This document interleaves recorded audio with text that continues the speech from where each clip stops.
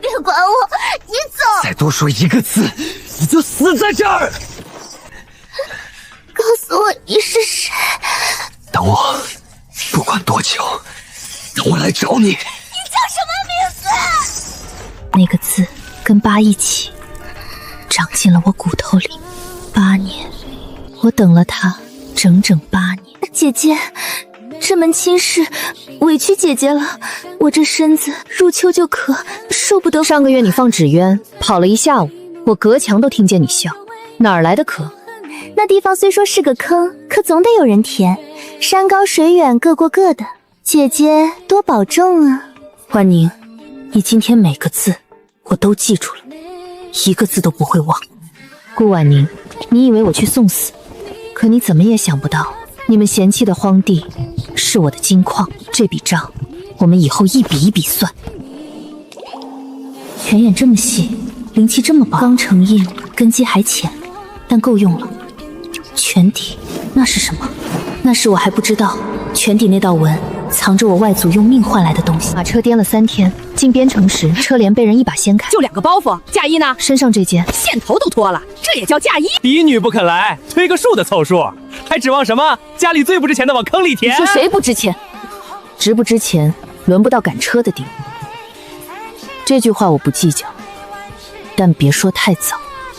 我们聘的是嫡女，你凭什么站在这儿？凭我来了，别人不肯来，不敢来，我站在这儿了。商户出身就安分些，别把自己当大人物。快症发作了，快请程大夫！压舌，侧头，别让他咽下去。你不是商户庶女，怎么懂这些？我是不懂，我只是不想看着人死在我面前。站住！顾姑娘好手段，在下程曦，回春堂做唐大夫。这城里的怪症，程大夫查了多久了？查了大半年，毫无进展。姑娘在京中也学过医，方才那点儿急中生智罢了。说的也是，那姑娘先歇着。一枚药苗就压住怪症，他到底是什么人？小丫头，你还记不记得火里那只手？我让你等，你等了8年，如今该我来找你了。少爷又发作了，快叫大夫！怎么了？少爷就蒸翻了，脸都青了。夫人，脉象散了，我们尽力了。你们3个看了几10年的病，连1个人都救不了。这症去年发过一次，勉强压住了，这次去请程大夫，快！需要移植七叶青，但这要绝种20年了。回天乏术，早些准备后事吧。他才20岁，才20岁啊！给我3日。你说什么？3日之内，我能救他。他谁呀？商户庶女懂医术。顾姑娘，心意我理解，但这病连我都束手无策，你凭什么说3日能救？凭你们救不了。3个观医看了1夜都不行，程大夫来了还是不行。都已经这样了，让我试试，你们亏什么？万一什么？他现在不治也是一样的结果。程大夫算算，哪个划算？你真能救？我需要后院那片荒地，用3天。少爷快断气了，你要种地。七月青绝种20年，天底下没有第2个人种得出来。我能。3天后这块地替我说话，人没救回来，我这条命赔给府上。地给你。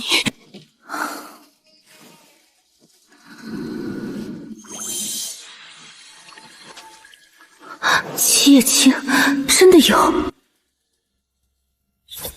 根基太浅，移出去会死，得用种子，只取2粒，母猪留着退路。泉底够了，3天，我让这片荒地替我开口。少爷快不行了，他种地，脑子有毛病吧？3天啥也种不出来，看他怎么收场。第1天过完，地面什么动静都没有，就这1根毛，我家野草都比这长得快。哼，3天种出绝种药，他怎么不说3天种出金子呢？昨天还是一片死灰，今天像被人换了一层皮。七片叶青脉纹，这是七月青，不可能，绝种20年了，你自己看，错不了。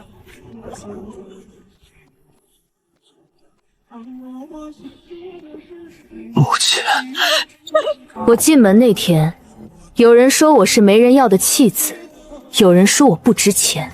我低头喊了一声母亲，不是因为我软弱，是因为我有教养。可这满屋子的大夫，3个官医加一个程神医，都说回天乏术，准备后事了。是我从那块你们连看都不想看的荒地里把药种出来的，是我把这条所有人都放弃了的命救回来的。从今往后，这城里谁的命金贵，谁的命该救，不由出身说了算，由我的药说了算。谢谢。那个背影，那个战法，像极了8年前巷口消失的那个人。我那夫君是陆家3少爷，从进门就没下过床。我救了他的命，他连句话都没跟我说过。主人，这个女人怎么办？不急，能种药的人未必挡得住接下来的事。先看看他还有多少本事。将军，那个新来的少夫人，她真把七月青种出来了。你亲眼看见了。可这药绝种20年了，她怎么……你该问的不是她怎么种出来的，你该问，怪症闹了大半年，满城大夫都治不了，一个被顾家当弃子塞过来的女人，凭什么第一天就敢说给我3日？除非她早就知道这病要用什么药治。这双手，黑药的手法，像极了一个人。将军认识他。传令，后院药田周围按哨加1倍。这是为什么？他那片地比这座城墙还重要。全城的药一夜全发没了，也没下雨，怎么就这样了？边城潮气重，药放不住，可怪症还在犯，药全坏了，拿什么救人？大夫，再没药我爹就不行了。3天前采的。3天了，还跟刚拔出来一样。别人的药放不住，我的放得住。全城断货的时候，我要多少有多少。愣着干什么？人等着救命。一筐救命药，比我说100句都管用。从这天起，全城的药断货时只有一个出处。回春堂程大夫，能治怪症吗？治不了，整城大夫都治不了。治不了是什么意思？抬下来，跟我走。你现在还挑得起人吗？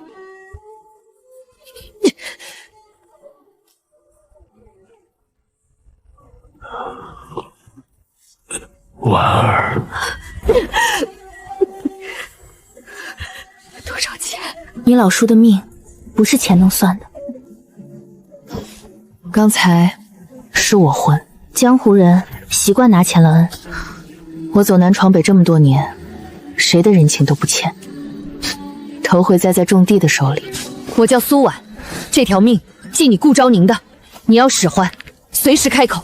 那正好，城里有人不想让我安生种药，药田被人踩过点，篱笆踹过一回，这片地帮我看着。踩你药田，多大胆子！行，今晚我守，那个踩点的下次再来，我让他有来无回。有人来过，2个人，脚不重，干粗活的，地痞。谁干的？这是踹的人自己回来修的。不止这一次，前天地痞来闹事，第2天人就没了。昨天云水渠堵了，今早自己通了。每次想查，什么线索都没。脚印清得这么干净，这人不想让你知道是谁，手脚这么利索，不是普通人。这人到底是谁？管他是谁，反正不是来害你的。有人暗中护着你，你还嫌？顾姑娘，七叶青绝种20年，你这药种哪儿来的？我外祖传下来的。你外祖什么人？可有1级？周大夫，你铺子里的药昨晚是不是又坏了一批？你现在2个选择：一，站这儿查我种子来路，查完城南等药那几个人可能就没了；二，拿我的药去救人，来路的事回头再说。选哪个？就这么让他拿走了？他那语气分明是冲你来的。他拿走了药，就欠我一个人情，下次再开口质疑，他得先想想手里的药是谁给的。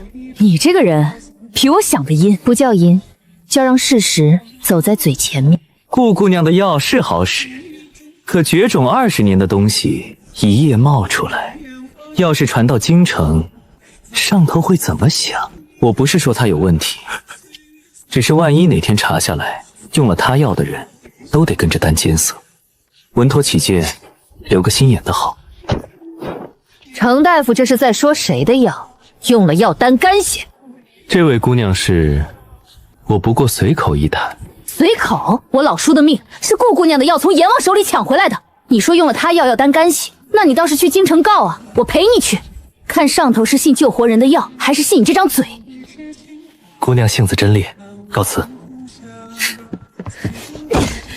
姓程的当街下绊子，我当面怼回了。你怼他做什么？他都欺负到头上了。他要的就是有人跳脚，你一跳就是心虚护短。他吓唬得了周大夫，吓唬不了城南那10几家等要救命的百姓。谁的药管用，老百姓心里比谁都清楚。嘴说的话，风一吹就散。命是我救的，这个吹不散。那姓程的，我越想越不对劲儿。他今天那些话不像临时起意，是在布局，先断你的路。可他为什么要断你？你来边城才几天，碍着他什么了？这城里怪症闹了大半年，城西看了大半年，他要真想治，半年够不够？一个行医7年的大夫，连个怪症的头绪都摸不到，你信吗？他来边城7年，我爹出事3年，怪症闹了大半年，这3个时间排一排，他全赶上了。你帮我查我爹的事，我帮你盯城西，他再去找谁说什么，一个字都跑不了。行，你盯人，我种药，他断他的路，我走我的。我爹苏远山，边城守将，3年前被人扣了顶通敌的帽子，满门抄斩，我不在家逃了一命。从那以后做镖师，走南闯北，就为查一件事：我爹到底通的什么敌？证据在哪儿？谁递上去的折子？3年了，一个字都查不到，卷宗全封了，经手的人要么死了，要么调走了，像是有人提前把所有线索抹干净。这些话别跟任何人说，查到实证之前，他是好人，看谁先撑不住。一定是他，因为他手里的是嘴，我手里的是药。地皮拿下了，回春堂弟的话。压着，别声张。是。那个苏婉是苏远山的女儿。苏远山，当年的通敌案，多一个查真相的人不是坏事。药田的暗哨加一倍，不许撤。顾昭宁，你离真相越来越近了，但最危险那一步还不是现在。顾昭宁，将军中毒了，浑身发青，军医没见过。人在哪儿？正厅，御医都摇头了。少夫人，这都查不出来，脉象全是乱的。别说话。这毒的底子是7月青。7月青不是救命药吗？怎么成毒了？还有一味半生草叫青丝蔓，单独无毒，混进7叶青就是剧毒，跟七青叶一样。20年前绝种，能弄到这味毒的人，一定精通药理。这不是误中，是有人故意下的。想解毒还得用7月青，但配法完全不同。我去采药，一炷香内不许动它，不许喂任何东西。是。7叶青绝种20年，青丝蔓也绝种20年，这东西从哪冒出来的？你问到点子上了，能弄到青丝蔓，又懂它药性的人，全城没几个。城西没有证据，先别说，救人要紧。毒入的太深，得施针引药走经脉。这道疤，这个形状，这个位置，和8年前那只少年的手一模一样。顾昭宁，怎么了？没事。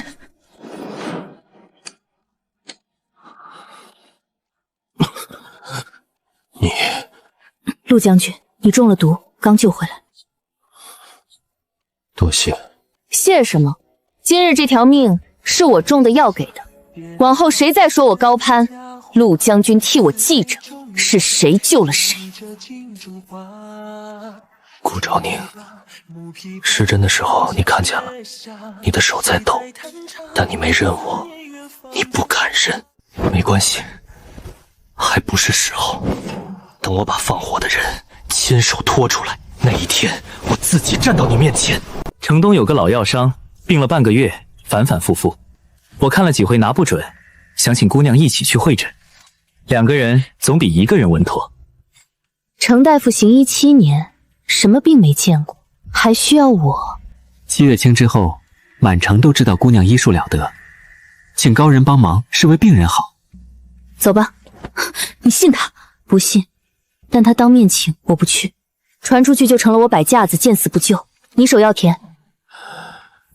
这方子我斟酌了几日，姑娘看看如何？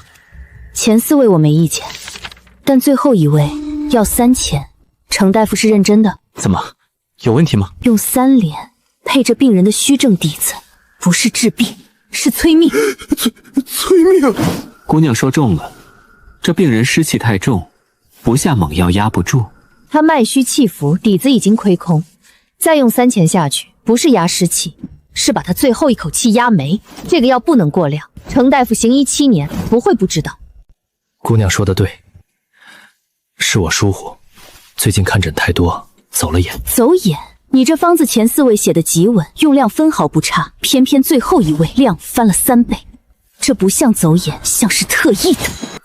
顾姑娘误会了，不过姑娘能当场看出来，可见医术远在我之上。这病人就交给姑娘开方吧。谁都没撕破脸，谁都心知肚明。那我就不客气了。姑娘医术确实好，不过我有句话提醒姑娘，边城这地方会治病的人受人敬，但太会治病的人容易让人睡不着觉。程大夫在提醒我，还是在警告我？提醒，善意的提醒。那我也提醒程大夫一句，写方子的时候仔细写，下次再走眼，可能不是每个人都会像我一样，只把方子搁在桌上。他视我深浅，我也试出了他的底。这城里最该防的就是这张笑脸。你进门才几天，就在城里到处抛头露面。我说过，没传不准乱走。那是病人，程大夫请的，病人也轮不到你。够了，我的命是他救的，这座城的病是他要治的，谁给他脸色，就是给我难看。你身子还没好，少在风口站着。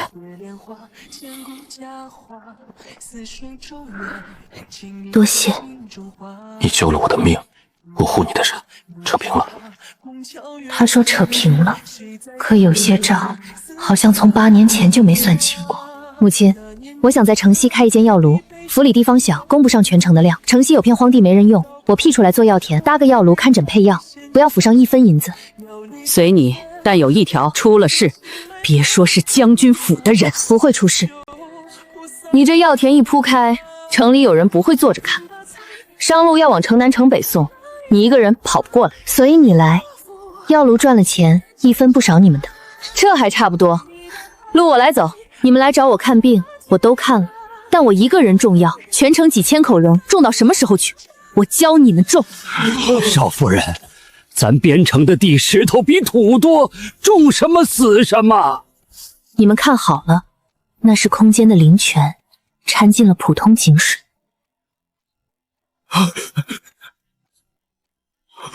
这块地10年没刨动过，怎么就软了？继续看。等等，你这水有问题，正常的水浇下去，土不会变色，种子不会一盏茶就发芽，这不是邪术是什么？说的好像也有道理，万一真是邪的，种出来的能吃吗？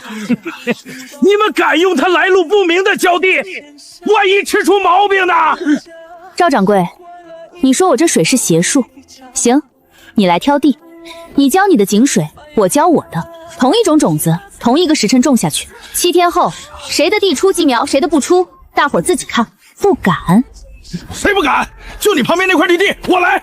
赵掌柜，你要是输了，就当着全城人的面把邪术2个字收回去，敢不敢？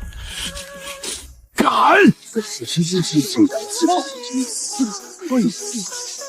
右边全出苗了，左边一根毛都没有。7天到了，全城都看着的那句话，收不收？收了，行了吧？顾姑娘，我信你，我要试，我也是，我一个。一夜之间，灰扑扑的边城绿了。不光药材，我种的萝卜都比往年粗一圈。顾昭宁，你这是要把整座城的地都种一遍啊？我不光要治好这城的病，我要让这城自己长出活路来。你这个人口气真大，口气大不大，看地里长出什么就知道了。你婆婆来了。母亲怎么来了？我儿子的病又犯了，反反复复，一夜没睡。观医看了，看了，说要长期调养，可那方子压不住。你能不能再看看？这话从他嘴里说出来，比什么都重。我去看看。你不问别的，我之前说让你安分，别攀高。母亲，我治病不看门第，哪怕当初有人嫌我配不上进这个门，病了我一样治。走吧，早看早好，拖久了又要费药。他刚才那表情，换我可没你这脾气。他当初怎么数落你的，你忘了？没忘，但他儿子的命是我救的，这笔账他自己心里有数，我不用提醒，他自己会想。你这人阴着呢，不叫阴，叫让事实替我说话。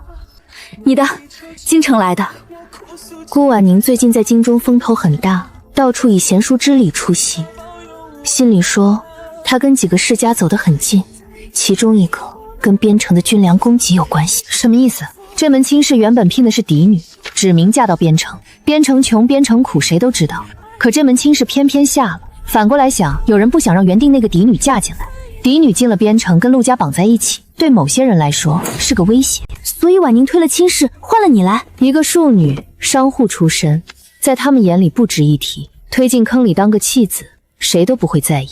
我是被当棋子推进来的，但下棋的人没想到，这颗棋子会自己走。你怀疑谁在下这盘棋？这城里所有的事，怪症、投毒这门亲事，你排一排时间线。城西来了7年，你爹出事3年，怪症闹了大半年，这门亲事今年。还有陆庭渊茶水源中毒用的青丝蔓，跟七叶青同源，能弄到这味毒的人，一定精通药理，一定在这城里待得够久。城西一个坐堂大夫做得了这么大的局吗？还有人？这只手可能是城西，也可能是城西背后还有人。亲事、怪症、投毒背后是同一只手，我们看到的可能只是冰山一角。那你怎么办？急不得，打草惊蛇，你爹的冤就更难翻。查到实证之前，他是好人。你帮我查我爹的事，我帮你盯城西，不能瞒我。不瞒你，你盯人，我种药。你打算怎么办？继续种药，继续救人，继续查。他们以为推一颗棋子进来就完了，我让他们看看，这颗棋子能把整盘棋翻过来。一封信把8年的局掀开了一角，边城、怪症那门亲事全指向京城，还有那个人，他到底站在哪一边？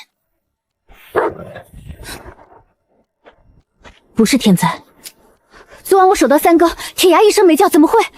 因为下手的人没翻篱笆。对，有人往饮水渠里下了东西。一味叫断根的药引无色无味，不伤人，专烂药材的根。懂药，知道我靠饮水渠灌田，还算准了铁牙闻不出来。城西这一手比踹篱笆狠多了。这是断根，失传几十年的损药方，能配出这个的，整座城只有一个坐堂大夫。那还等什么？我现在就去回春头掀了他的摊子。凭什么掀？凭这把蕉叶。他一句你田里自己生了病赖到我头上，你怎么接？他要的就是我沉不住气上门闹，我一闹就成了种不出药迁怒神医的泼妇。可城南还有10几个怪症病人等着续药，你这田一费。姑娘，我爹今早又犯了，比上回重，你那药还有没有？先拿这些应急，3天的量。3天后呢？听说他药田一夜全烂了。那我们续不上药，可怎么办？他不正面害病人，他断我的药，让病人自己慌，慌到最后，他们会去求谁？莫慌，顾姑娘的药虽好，可终究是一个人一块地，断了就没了。我在回春堂存了20年的方子，求药这种事，别把命压在一个人身上。顾姑娘，你的药是金子，可金子断了供，就只是块石头。灵泉能救活药，可七月青从育苗到成药要3天。3天就3天，重新种不就行了？城南今天断药的那几个，撑不到我新药出国。他算准了这个时间差，我能种出药，可我赢不过他下手的那一刻。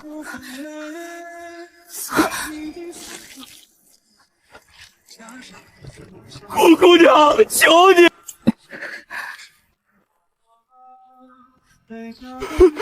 来晚了，就差1天的药。我以为只要能种出药，就没有救不回的人。今天我才明白，光有药不够，是程曦断了水，不怪药在地里，人在等救命，中间隔的那段时间就会来不及。我没说怪自己，我是记下了，这笔账记在程曦头上。听说是用了顾姑娘的药才没救回来的。程大夫说了，命别压在一个人身上。药田自己烂了，会不会药本身就有问题啊？3天前他们排队认我，3天后一句闲话就能让他们回头。人心是这世上最不经用的东西，我不怪他们，但我得把它夺回来。当务之急是重新种药，种药是后手，眼下我要的不是药，是证据。程曦这一手太干净，没留把柄，但他忘了一件事：断根下水之后会沉溅，沉在引水渠最低那一段淤泥里。他能洗掉自己的手，洗不掉渠底的泥。今晚跟我去摸渠。有了，断根的沉渣，经中后加阴。为什么？程曦背后的人姓魏，在京城。抓到证据了，怎么不去报官？这城里的官，怪政闹半年都没动静，你信他们会动程曦？留着，我要顺着这条线，把京城那只手一起拖出来。还有那个人，他到底站在哪一边？他烧我一片，我种回一片，这不算本事。药够了，赶紧给城南那几个续上啊！你愣着干嘛？需要救人是本分，可光救人夺不回他们的心。那你想怎么样？我要让全城人亲眼断的药，又是谁把他们救回来的？药田娘子要干嘛？前阵子还出事了呢，谁还敢信她的药？这几天城里有人跟你们说，别把命压在一个人身上。这话对，命不该压在一个人身上。可你们想过没有，我的药田为什么会一夜烧焦？有人往我的引水渠里下了一味叫断根的药引，专烂药材的根，不伤人，所以你们谁都没察觉。这真烂了！这断药就是断命啊！城南那位老人家，不是在我的药上出事，是出在有人故意断了药的那一天。谁干的？顾姑娘，你说！我没亲眼见他下药，没证据，不能空口冤枉人。但我能做一件事：城南城北，凡犯了怪症的，今天来这里，我当着所有人的面，一碗一碗喂下去。谁的药有用，你们自己看。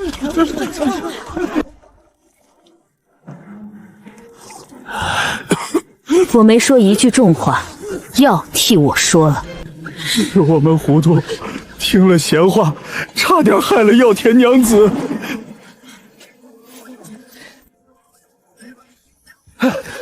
主人，不好了！顾少宁把人全救活了，人心全倒向他了。他没指名道姓。没有，他说没有证据，不冤枉人。可越是这样，百姓越信他。不指名，他在等我自己沉不住气跳出来。钦差将至，魏大人催得急，这女人偏偏又翻了身，不能再等了。今晚连人带田一起烧干净。来了，东边，东边是幌子，真正放火的在西边。声东击西，你守东边，西边交给我和铁牙。这片地是我的命，谁要烧，从我身上踏过去。本官奉旨南下，彻查边仇投毒一案。今日人赃并获，本钦差陆庭渊。钦差，他是钦差。从我进城那天起，那道城墙上的悬疑身影。谁派你们来的？这片药田救了边城几千条命，从今日起，谁动他一根手指，谁烧他一株药，就是与这桩亲案为敌。掂量得起，再来。他早就是钦差，那这些天他在暗中，这东西是信物。京中卫士的私服，你怎么会？卫，云水区里半个卫字，黑衣人身上的卫士同服，程曦背后那只手和钦差要查的是同一个人。你瞒了所有人，从进城第一天起就是钦差。必须瞒，守将的身份是幌子，不用他查不到东西。那这些天药田的暗哨、篱笆、地痞、云水区，你在明处把荒地种成天下，我在暗处只做了我该做的。为什么帮我？因为你那片药田比这座城墙还重要。他答得太快，快的像在赌上。你查卫士，我查程曦，我们查的是同一条线。你想合作？程曦是棋子，我抓他容易，可抓了他，金珠只会换一个棋子，再来一次。我要的不是治标，我要顺着程曦把卫士一起拖出来。你和我想的一样。那就说好了，我给你程曦的破绽，你给我进京的路。一言为定。程曦今晚没动手，下次他会更急。狗急了会咬人，也会露出牙。他越急，破绽越大。顾家的女儿果然没那么容易倒。你说什么？他亮出钦差身份的那一刻，我就知道，那个躺在床上的人再也不会出现了。人都抓了，同符也拿到了，你还看泥干嘛？同符能证明他们是卫士的人，证明不了程曦下了药。我要的是把程曦本人钉死在这桩案子上。青丝蔓的枯根断了之后会卷成螺旋，这是他独有的，任何典籍都没记载。青丝蔓，那不是陆庭渊种的那个毒？同源，能弄到青丝蔓的人一定亲手种过它。还有这个边城遍地灰土碎石，黄泥只有一处有，城东洼地，回春堂后面不到300步。那片洼地荒了几十年，谁会去那种种毒草的人在自家后院种青丝蔓，配进水源，再以神医的身份出来救人，一边放毒一边收钱收名。青丝蔓有个旁人不知道的脾性，长期碰它的人指缝间会留一层极淡的青痕，半个月不退。第一天见他我就看见了，那时只是疑，现在枯根、黄泥、青痕3条线全对上了。那就够了，抓他！不够，证据都齐了，怎么不够？这些证据是我说的，我指他，他指我，在不明真相的人眼里，是2个大夫互相攀咬。我要的不是我指证他，是他自己的身体当着所有人的面替我指证，而且直接抓了程曦，卫士立刻就知道边城败露，会断尾，会灭口，我那条进京的线就断了。那你想怎么办？我请他来会诊，让他以为我还蒙在鼓里。陆大人设会诊，是为怪症，这是好事，在下自然要来。顾姑娘这是要当众表演重力？今日请各位来，是把怪症的事做个了结。这城里的怪症不是天灾，是人祸。有人在水源里下了毒，一味叫青丝蔓的绝种药与七叶青同源。投毒，谁干的？顾姑娘说有人能种出绝种的青丝蔓，可据我所知，这世上能种出绝种药的只有一个，就是姑娘你自己。七月青绝种20年，你一来就种出来，青丝蔓与它同源，谁敢说你种不出来？怪症闹了大半年，你一来就有解药，这到底是巧还是自导自演？这确实太巧了。程大夫说我自导自演，好，那我问你，青丝蔓从发芽到枯死要多久？我不重要，不清楚。整整1年，我种了1整年，每天看它的根，它的脉，所以我比这世上任何人都懂它。青丝蔓断根会卷成螺旋，这是昨夜烧我药田被钦差当场拿下的那批人鞋底刮下来的，这是同一批人鞋底的黄泥，边间黄泥只有一处，城东洼地，回春堂后面300步。还有青丝蔓的脾性，长期碰它的人指缝间会留青痕，半月不退。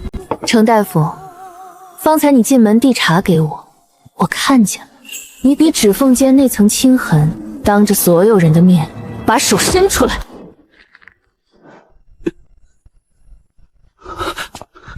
姑娘，这伸手。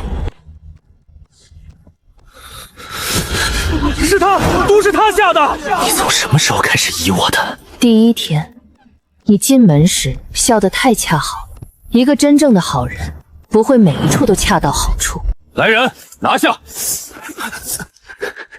抓了我就完了？我不过一颗棋子，下棋的人在京城，你们够不着。魏氏，你背后的人姓魏，在京城，手能伸到边关。我说的对吗？你怎么会知道？你自己说出来了，压下去的藩馆，不许任何人接触。顾姑娘，你赢了这一局，可你知不知道你是谁？魏大人当年要的从来不是你顾家，是你外祖手里那样东西。8年前那把火，8年前那把火怎么了？问你自己手心那道疤。他说，8年前那把火，他说我外祖手里有样东西。你查魏氏查了这么久，你知不知道8年前那把火是怎么回事？进京之后，你会知道。又是进京，你到底瞒了我多少？有些事，我现在告诉你是害你，再等等。8年前那场火不是意外，有人纵火灭口，为的是你外祖手里的东西。昭宁，若你看到这封信，说明我已不在了。记住，那场火的真相藏在你外祖留给你的那枚药印里。8年前那场火不是意外，程曦说的和母亲的信对上了。外祖手里的东西，那枚药印到底是什么？那个从火里把我背出来让我等的少年，他知不知道这场火的真相？8年前的火，外祖的药印，京城的卫士，还有那个让我等的人，4条线缠成一个结，这个结在京城。城西只是开头，这笔8年的账，我要一笔一笔亲手讨回来。魏大人口信，你败露了，不能留。用完就杀，我替他做了8年的事。大人念你旧情，给你留个体面，喝了它比上刑台干净。告诉魏大人，他算漏了一步。顾家那个女人已经知道药印了，你们灭得了我，灭不了她手心那道疤。这盘棋还没完呢。他让我等了8年，如今我要进京了。到了京城，我倒要看看，是先查清那场火，还是先看清他到底是谁。人呢？不是要押进会审吗？昨夜程曦死在囚室，刺平毒，手脚干净，看守什么都没听见。魏氏灭口了，怕他进京，把背后的人咬出来。他死得越急，越说明京城那只手已经知道边城败露。他们能杀程曦灭口，可程曦死前说的那句药印已经在我这里了，这条线断不了。程曦死了，进京还查什么？会审照常，朝廷传召人证你和苏婉。你是破案关键，苏婉是旧案当事人，这2条魏氏挡不住。我能进京查我爹的案子。苏家案与边城案并审，你有权出堂作证。你早知道这些案子是连在一起的。我来边城就是为了查这条线。那进了京，你答应我的所有的真相，所有的，包括你一直在找的那个。顾家那女人手里有东西，进了京就是祸患。魏大人的意思，人不能让他活着到京城。30里外有段断魂坡，山道窄，没有暗哨，在那里动手，哼，做干净，连那封信一起带回来。京城3年了，紧张？不紧张，就想看看当初害我爹的那些人现在什么嘴脸。上一次离开京城，我是被推出去填坑的弃子。这一次回去，我带着铁证、活民的攻击，还有一封烧了一半的信，不一样了。铁牙，顾家的女人交出信，留你全尸。魏氏的狗来得正好。信，我能重获绝药，却挡不住刀。麻姑伞，顾昭宁，往后退！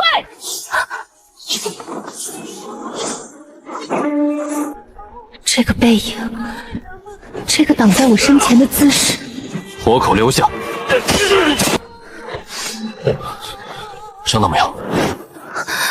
你的手。我先一步赶来，埋了暗卫。卫士果然在这里动手。你为什么一直跟着这支车队？我说过，进京之前要护你周全。卫士豢养的死士。说，谁让你们来的？信谁让你们抢的？魏大人说那封信里有药印的下落，顾家那东西他要了8年。8年？魏崇找这枚药印找了8年。魏崇这个名字第一次清清楚楚的砸在我面前。8年前那场火，外族的药印是他。城西投毒是魏崇指使，8年前那场火是魏崇灭口，他要的是我外族的药印。我爹的通敌案3年前也是他。魏崇要边城，边城靠2样东西，兵和药。兵在你苏家手里，药在我外祖手里。他先一把火烧了药，再一顶帽子扣了兵。一盘棋，他下了8年。8年烧了我外祖，冤了你父亲，毒了一座城。这3笔账在京城一起算。你早就知道是魏崇。知道。你也知道8年前的火，知道我外祖的药印，知道我的来历。你到底是谁？为什么一直都在我身边？顾昭宁，你真的一点都不记得了吗？记得什么？到了京城会审那天，我会把所有的事当着所有人的面说清楚，包括我自己的。这是最后一次，你说等。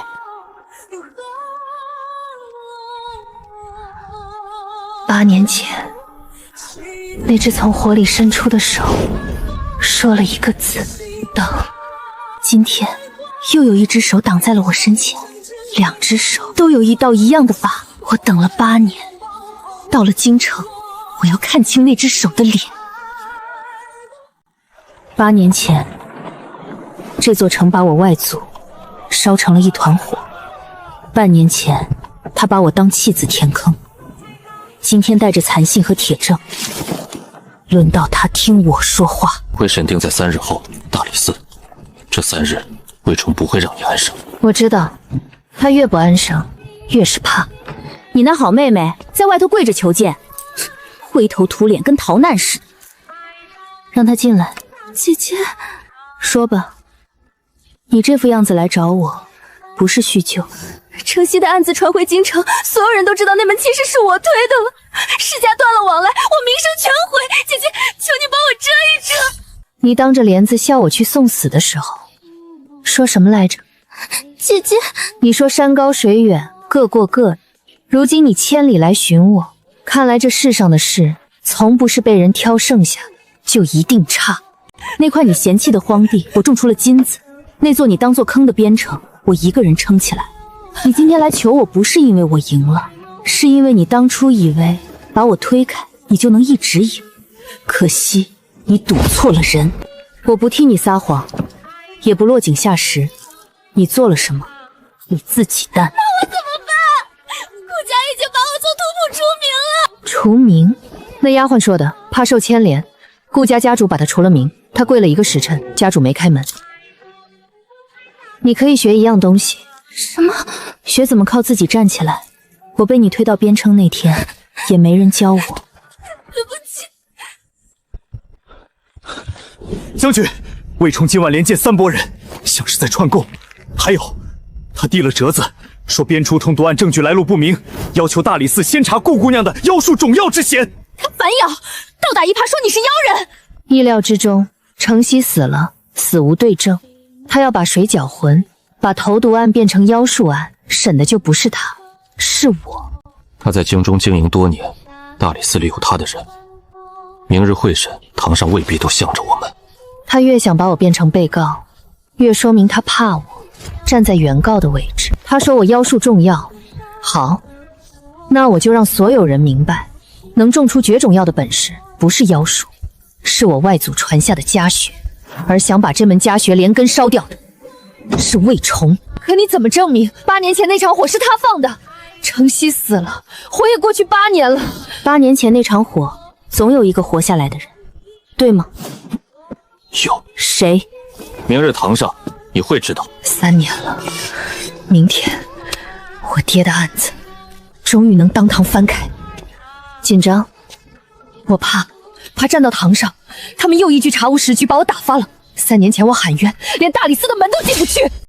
这一次，你不是空着手喊冤，你手里有你爹自己留下的话。我爹到死都知道是有人陷害的，他留了这个，就是有一天有人能替他翻过来。明天，你替他翻。大人，此事全灭，信没抢回来，顾家女人进京了。一个种地的妇人搅了我8年的局。大人，要不要再……来不及了，明日会审，我自有办法，把脏水全泼到他身上。8年前那场火，我亲眼看着烧成灰，顾家7口一句不少。这女人到底是从哪儿冒出来的？一个都没漏，我数过的。魏冲，你数过8具尸首，可那晚顾家有9个人，你忘了算我。明日该亮的全亮。明天堂上，魏冲位高权重，满堂都是他的人，我们能赢吗？他有权位，有人脉，有一张能颠倒黑白的嘴，我有他烧不掉的证据，杀不完的人证，和一件他到现在都没算明白的事。什么事？8年前那场火，他以为烧干净了，其实漏了一个人。睡吧，明天这8年的账一笔一笔当堂算清。鞭头唐突一案，主犯程曦已伏住，今日传召人证，彻查同案。顾氏，你是破案关键证人，从头说来。且慢，大理寺卿，此案疑点重重，程曦已死，死无对证。而这位顾氏，7月清绝种20年，他一来便种出来。青丝绝种20年，投毒用的也是他。怪症闹了大半年，他一到便有解药。诸位，世上哪有这般巧的事？能种出绝种毒草的与投毒之人，会不会本就是同一人？老夫怀疑这投毒乱城之事，根本是他自导自演，借机邀功，博取边城民心，此乃妖术惑众，该先查他。魏大人所言极是，一个商户庶女被顾家塞去边城凑数的，凭什么懂这等绝戏？说到底，不过种了几年，今日他能上堂，明日是不是卖菜的也能来？哼！一个边城妇人，也配在大理寺议论朝局？他在等我自己说话。诸位说我只会种地，不懂朝局，说我是妖人。那我请问，诸位坐在京中高堂时，边城的百姓在干什么？他们在死，一个一个的死。怪症闹了大半年，满城大夫束手无策，每天都有人被抬出去。诸位坐在这里清谈的时候，是我在边关把一座连草都不长的荒城一寸一寸种出了活路，是我把满城将死的病人从死神手里一个一个拉回来，是我亲手种了1整年的青丝蔓，凭一个种地人的眼睛，把藏在暗处投毒的人挖了出来。魏大人说我自导自演，博取民心。好，那我问大人，我若要博民，何苦去边城那等苦寒之地？京中富贵不比边疆好博。我若是投毒的妖人，为何要救人？投毒的人巴不得城越乱越好，可我做的每一件事，都是在把这座城从乱里拉回来。魏大人急着把我变成被告，是不是因为真正的投毒之人若被查出来，牵连的是大人您？我今日站在这里，不是来求谁开恩，也不是来自证清白的。我是来把真相当着所有人面摆到这张桌子上，谁怕这真相，谁就站出来拿我试试。顾氏，把你查到的呈上来。每一样都有实物，每一条都有出处。青丝蔓种于城东洼地，回春堂后300步，投毒入水源，慢性发作，症状似风寒，初期查不出。程曦以坐堂大夫之身，一边放毒，一边救人收民。而他袖中地查时露出的指缝青痕，是长期接触青丝蔓的铁证，当堂可验。魏大人，证据确凿，程曦投毒，证据链完整，你还有何异议？证据。老夫只看见一个商户庶女种出了连药宗都已失传的绝术。诸位，七叶青、青丝蔓、九节血兰，这些都是上一代药宗秘法，绝传20年。一个商户人家的庶出女儿，凭什么会药宗嫡传秘术？除非她的来历是假的。是啊，一个商户庶女，怎么会药宗秘术？他在攀咬我的来历，可他不知道，他这一咬，咬开的是他自己8年前最想埋掉的那桩。魏大人问得好，一个商户庶女为何会药宗嫡传的秘术？这个问题的答案，老夫今日就当着满堂诸位说个清楚。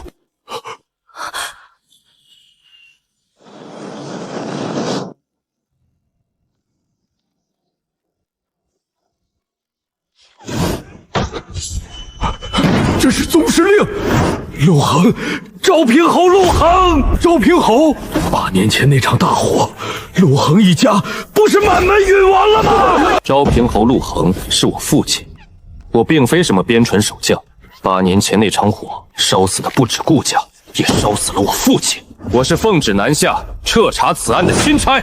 魏大人方才问一个商户庶女为何会药宗嫡传秘术，这个问题该因为8年前那场火是你放的。血口喷人！8年前那场火，大理寺早已结案走水失火，与老夫何干？8年前，顾氏宅邸失火，一家7口殒命。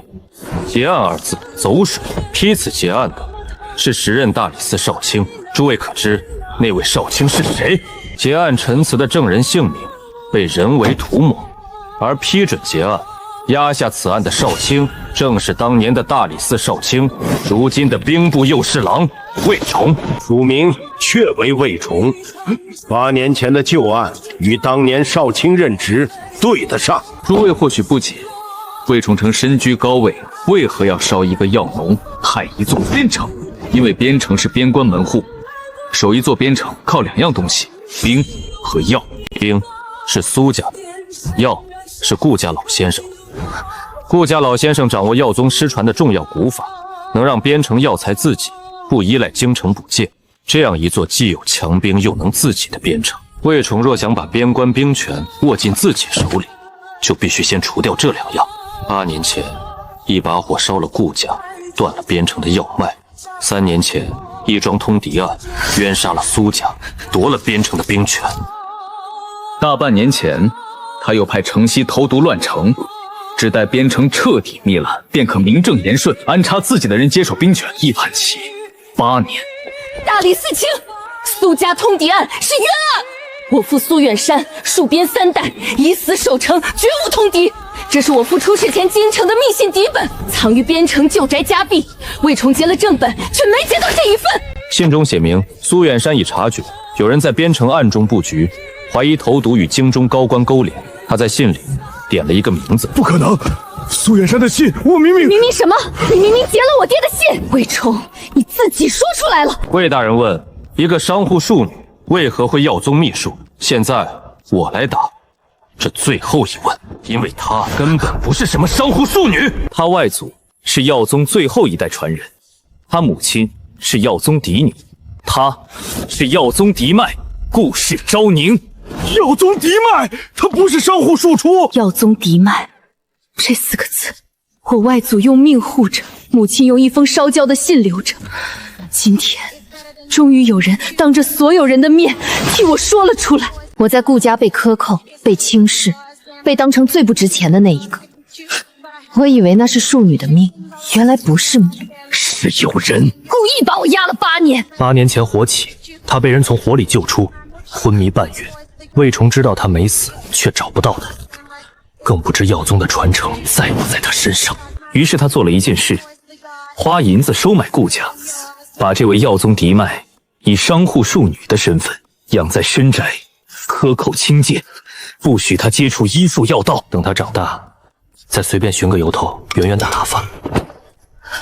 那么嫁去边城的亲事，就是那个随便寻的由头。是，送你去一个他以为你活不过几年的地方，这辈子就这么葬送掉。顾家家主知不知道我的来历？知道，魏崇每年于顾家一笔银子，条件只有一个，把你养着，不许出头，不许接触药道，等你长大，远远嫁掉。所以那场把我推去边城的亲事，不是顾婉宁一个人的算计，是顾家拿了银子，合起伙来，要把我这颗碍事的棋子彻底踢出局。顾婉宁不知全幕，她被许了京中世家的姻亲，便欢欢喜喜把你推了出去。她也是棋子，只是一颗自愿的棋子。被亲族当成货物卖掉8年，这笔账我记下了。你说你是赵平侯之子，不可能！8年前那场火，老夫确认过尸首，顾家7口加赵平侯陆恒，整整8具，一具不少。8具，你数得很清楚，可你忘了，顾家有9个人。顾家7口，我父亲，还有当晚随父亲做客的我。你数的是8具焦尸，你漏算的是从火里活着爬出来的第9个人。9个当晚做客的孩子，人证、物证、数证俱全。8年前纵火灭口，3年前构陷忠良，大半年投毒乱城，桩桩件件皆指向一人魏崇。还有谁觉得顾氏不配站在这堂上？他接了魏崇，接了我的身世，接了那场火。可他说第9个人是从火里爬出来的，8年前从火里把我背出来的也是一个少年。陆大人，你说你是从火里活着爬出来的第9个人，那我问你，8年前从那场火里把一个12岁的女孩背出来的人是不是你？8年前那一夜，我随父亲在顾家做客，火起时，父亲死在了里面。我从火里爬出来，身上烧了7处，但在爬出来之前，顾家最小的那个姑娘，我把她背在背上，冲出火海。我把她背到巷口放下，她拽着我问我是谁，我没有告诉她名字，我只是翻开她的手，在她掌心写了一个字：等。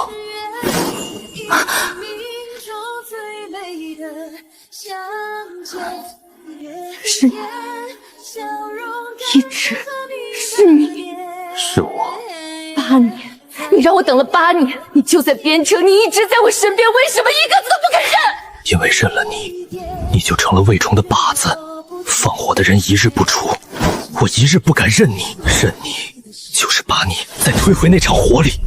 这8年，你在明处把荒地种成天下，把自己一寸一寸从泥里挣出来。我在暗处，药田边的篱笆是我派人修的，闹市的地痞是我派人清的，堵了的引水渠是我派人通的。你进城那天起，药田四周的暗哨就没撤过，断魂坡那一剑我也赶上了。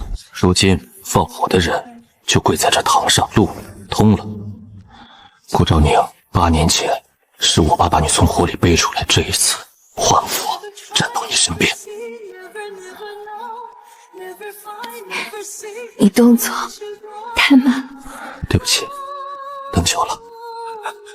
第9个人，一个14岁的孩子身上烧了7处，还背着一个人，怎么可能爬得出来？你觉得不可能，可我站在这里了。8年前纵火灭口，3年前构陷苏家，大半年投毒乱城，昨日断魂坡劫杀人证魏崇，人证物书书证俱全，你还有何话说？来人！兵部右侍郎魏崇纵火构陷投毒劫杀人证罪证确凿，革职拿下，收押待3司会审。就算抓了我，背后还有人，这盘棋够不够得着，不是你该操心的。压下去。苏婉上前。3年前苏远山通敌一案，经查通敌证据皆为伪造，大理寺即日撤销原判，苏家通敌之罪全部推翻，苏远山忠名复原，录入勋册。苏婉，替我父谢朝廷公道。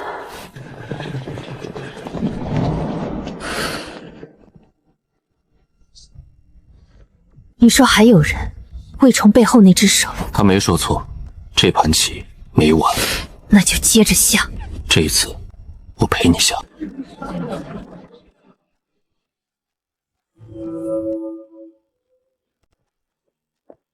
3年前接到消息那天，我在北边跑镖，连夜赶回来，家没了，人没了，连块牌位都没给我留。我去衙门喊冤，没人理；我去找我爹的旧部，一个个全躲着我。我去京城告状，连门都进不去。后来我想明白了，没证据，没人脉，没靠山，喊破嗓子也没用。我得先活着，先攒够本事，再回来翻这个案。所以你做了镖师，对，3年攒钱、攒人、攒线索，可什么都没攒到。直到遇见你，8年前那把火烧了你的家，3年前那桩冤毁了我的门。可你看，烧不尽的长出来了，压不住的站起来了。这一仗算我们一起赢的。算。魏崇削职收押，交3司会审。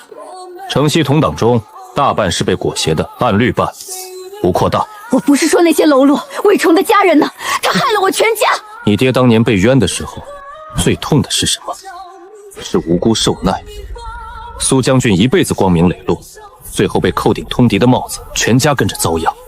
你若反过来做一样的事，你对得起他吗？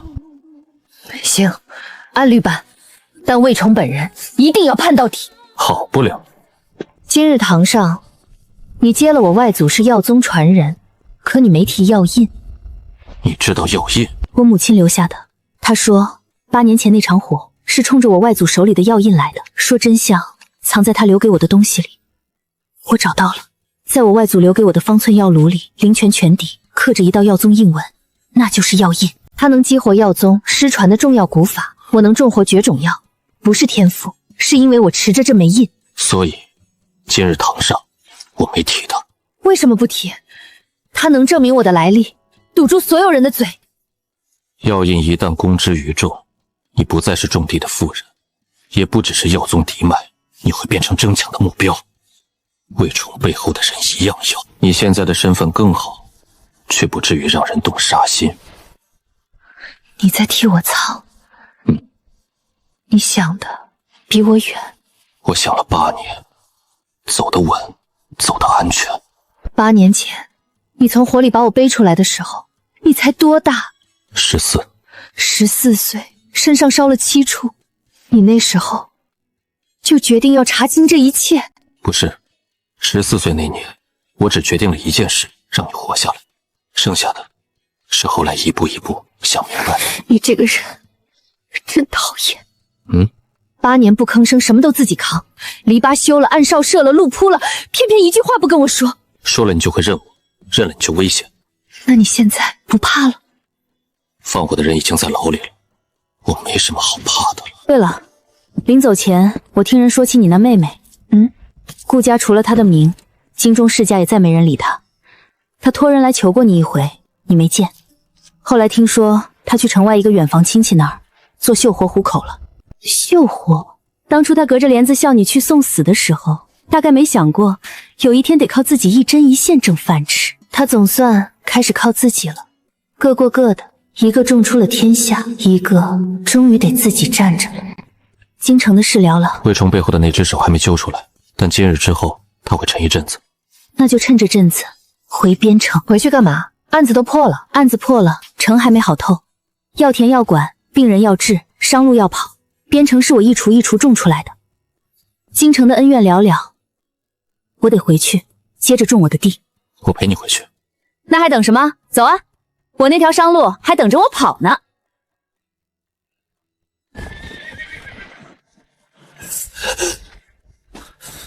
将军，魏崇传出消息，驿站井水被下了毒，是他留的最后一手。什么毒？毒蝉散，失传60年的蛊毒方，入口2个时辰不解就没救了。能解吗？解药只有一味9节血兰，绝种60年，比7月青还早。我有。魏崇赌的是天底下没人解得了这毒，他赌错了。药我有，可他要现配现煎，一炷香的功夫他撑不到。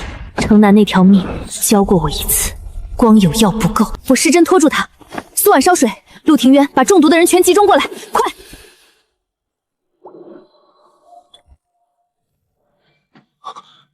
别问，来不及。7、8个人全抢回来了，这一次一个都没落下。他算得到了6年前的绝毒，没算到一到一个种地的人手里有他想都想不到的东西。这8年他算漏的，从来都是你。赵宁，爹来看你了。哼，顾大人来边城，有什么事？什么顾大人？叫爹！爹是来接你回去的。你如今是钦差夫人，又是耀宗嫡脉，立了这么大的功，咱们顾家脸上有光啊！爹跟族里商量过了，给你恢复嫡女身份，族谱上重新。不必了。什么？顾大人，你我之间的账，大理寺已经替我算过了。8年前那场火，你明知我是耀宗嫡脉，拿了魏崇的银子把我当商户庶女养着，克扣轻贱，不许我碰医术，为的是让我一辈子抬不起头。赵宁，这是误会。出嫁那天，你顾家大门关得死紧，一个人都没出来送，那也是误会。你拿我换了8年的银子，换了顾婉宁一门好亲。如今我洗清了冤，立了功，你又来认亲。你认的不是女儿，是钦差夫人，是耀宗嫡脉，是顾家脸上那点光。赵宁，过去的事儿，爹也有难处，只要你回族谱。顾大人，你给得起的叫名分，你给不起的叫本事。名分我不要了，本事我自己有。你那个嫡女身份留给需要的人吧，我在这里很好，有药田，有药炉，有一城的百姓认我，这些东西比你族谱上那个名字值钱的多。把礼带回去，边城不缺这些。赵宁，你别忘了，你身上流的是顾家的血。顾家的血，8年前那场火里已经替我流干净了。8年前出嫁那天，这扇门对我关得死死的，今天这一关算我还给他们的。你看他那脸，比吃了黄连还苦。他不苦，他只是没算到我不接。不接就对了，当初把你推出去的时候，怎么不记得你是嫡女，是耀宗？算了，不值得多说。他的体面是他的事，我的日子是我的事。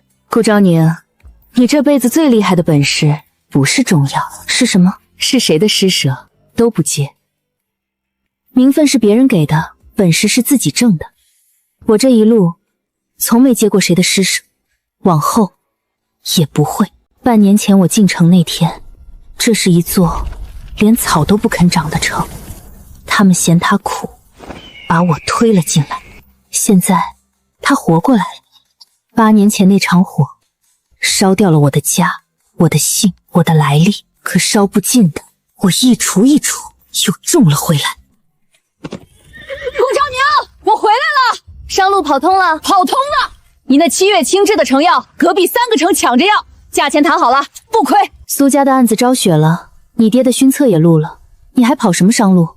我爹守了3代边关，我替他守这条养活边城的商路，谁敢动手脚？跟你刚来那会儿不一样了。不一样了。少夫人，你忙了3个月，自己的身子也顾着点，没事也喝。你当初救了我这把老骨头1碗药，如今还你1碗。孙伯的药还是这么苦，良药苦口嘛。少夫人，你知道城里现在都怎么叫你？怎么叫？叫你药田娘子，百姓给的，比什么诰令都值钱。孙伯，济生堂首席坐堂大夫的位子一直给你留着。被城西挤走3年，我以为这辈子我在城北连那破屋了，还有人记得我。不是记得，是这座城需要你。行，那我就继续看诊了。母亲，我给你送点东西，厨房做的不是什么好东西。母亲亲自送，让下人送也行，但我想自己来。昭宁，进门那天我说过一句，别把自己当大人物。我记得那句话，是我看走了眼。这座城能有今天，是你一锄一锄种出来的。我嘴上不说，但心里有数。往后你忙不过来，府上的人你尽管使唤，谁再敢给你脸色，不用等月儿开口，我来说。还不回去？再拔几棵，这几天没顾上，杂草又冒头了。你会拔草？不会，但你再干，我就干。你那拔法会把药苗一起拔了，往这边捏根部。这样差不多。昭宁，我见过太多人想站到高处，你是头一个。自己把最低的那块荒地种成了高处的人。当年我从火里把你背出来，如今换你把我带到了光里。少说两句肉麻的，拔草。好，之前那个不算，这是新的。这次是我娶你，不是什么遍地都说的荒唐亲事。药宗嫡脉也好，药田娘子也好，我娶的是你这个人，你愿不愿意？你修了8年篱笆，才跟我说这句话。太慢了。那你的意思是？我的意思是，下次动作快点。你们俩蹲地里拔草，这就是你们的花前月下。你闭嘴！顾昭宁，这座城被你种出来了，不是我一个人种的。行，算我一份。那我走了，明天还得跑商路，路上小心。就你说。他们嫌这地方苦，嫌这里连草都长不活，把我推了出来。我没有哭着活，也没有怨着活，我只是把那块谁都嫌弃的荒地一锄一锄种成了我的天下。那个在火里让我等的人，我等了8年，可这8年我才真正明白，我从不是在等谁来救我，我是在等我自己，把脚下的荒土种成谁都不敢再看清的沃里。一个人的分量从来不是别人让出来的位置，是你站在你亲手种出的土地上，所有曾经看清你的人都不得不抬头承认你赢了，赢得干干净净。魏城背后那只手还没揪出来，总有一天会揪出来。那一天来之前，我陪你种地，荒地种成了天下。火里那只手我终于握住了，往后的路我们一起走。